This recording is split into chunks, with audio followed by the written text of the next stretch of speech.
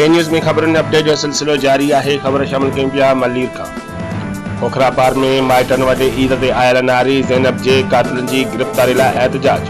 ईद जे ॿिए ॾींहुं लियारी खॾा मार्केट खां मलीर खोखरा पार में पंहिंजे माइटनि वटि ईद ते आयल नारी ज़ैनब जे क़त्ल केस में पुलिस पारां रिवायती सुस्ती ऐं कातिल जी गिरफ़्तारी लाइ अॻ भराई न थियण ख़िलाफ़ मक़तूल नारी ज़ैनब जी माउ शाहिदा ऐं पीउ इसाक जी अॻवानी में एहतजाजी मुज़ाहिरो कयो।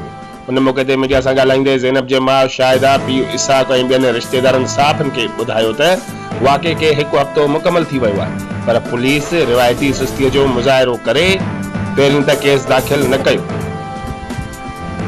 वाक़ियो मीडिया ते अचण बैदि पुलिस 4 ॾींहं खां पोइ क़त्ल जो केस दाख़िल कयो, पर अफ़सोस जो केस दाख़िल थियण खे बि 3 ॾींहं गुज़री विया आहिनि, पर पुलिस का बि अॻ भराई नाहे कई।